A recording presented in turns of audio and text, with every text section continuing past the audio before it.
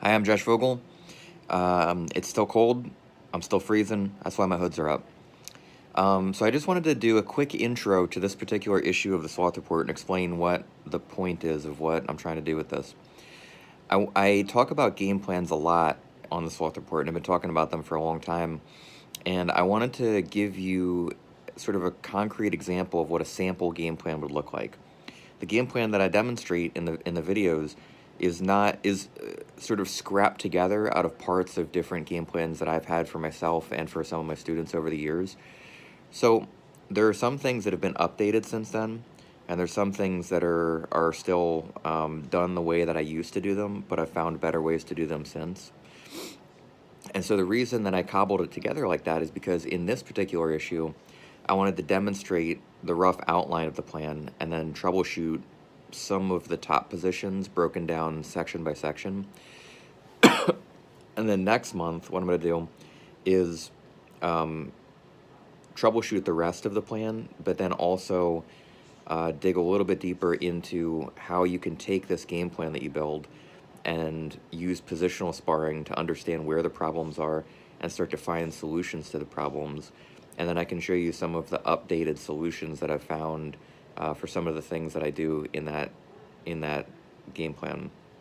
And then the other thing is, I made a couple videos explaining like the idea of having a congruent plan, meaning like, you know, if you're doing a left side takedown, you want to have left side guard passing, so everything matches together well.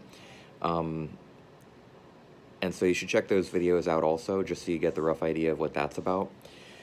When you're actually building the basic structure of a plan for yourself, I've mentioned this before in other videos, but what you're looking for is you're just looking to have a clear plan of action from every major position. And that's going to start off with just having one move from every major position.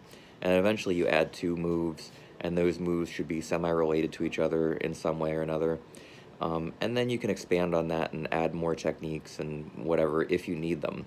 But at first, the idea is to make it simple and to make it something that you can follow easily and that you can measure progress with.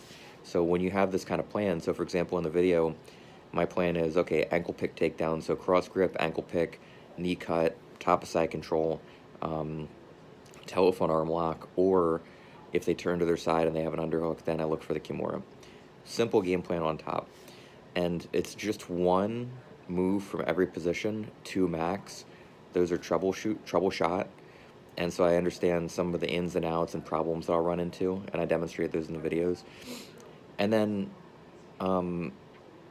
over time, when people shut your plan down, you have to have other options. That's where your second move, third move, etc. comes in. But at first, just one simple plan. And what this does is it gives you something concrete to try. So instead of getting lost in that zone of like, you know, I learned this move from this guy, that move, I have 5 different moves from the top of the mount position, which one do I go for? I don't know which one to do. It becomes overwhelming and confusing. If you're, I don't know, maybe a year into jiu-jitsu, you just have too much information to try. And if you're like a month into jiu-jitsu, you don't have enough information to try. You don't know what to do from certain spots. So one move from every position gives you that rough template that you can follow, where it's not so confusing that you have too much and you're paralyzed by having too many options and trying to remember those options, but it's also not so, well, it's not so little that you don't have anything to try. The second good thing about this, I don't know why I keep on doing this like knife hand chop, but I guess I'm emphasizing stuff or something.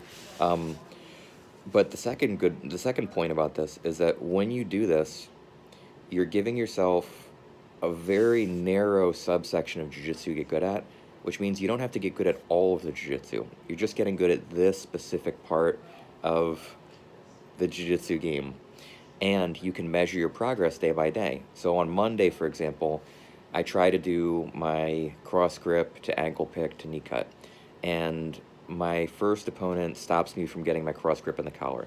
I know exactly where my problem is. I know exactly what my training partner did to stop me from getting to step 1 of my plan. And then on Tuesday, or on Monday night, I can brainstorm for ideas how to get past past that barrier and get to my step 1, which is my cross collar grip. So maybe I figure out a different gripping sequence that allows me to get to step 1. And then by Tuesday, I try that out, and if it's successful, then I've clearly made progress. And if it's unsuccessful, then I've made progress in the sense that I understand the position better than I did previously, but I haven't made physical progress in that I've gotten further into my plan with that person. So I need to find a solution that at least gets me to step one. And then once I get to step one, then I have to get to step two. I have to expose their rear foot so that I can pick the ankle so that I can get to my knee cut. So I can get my cross grip now on my training partner, but maybe on Wednesday they stop me from getting that rear foot. I just can't reach the rear foot to catch it for the ankle pick.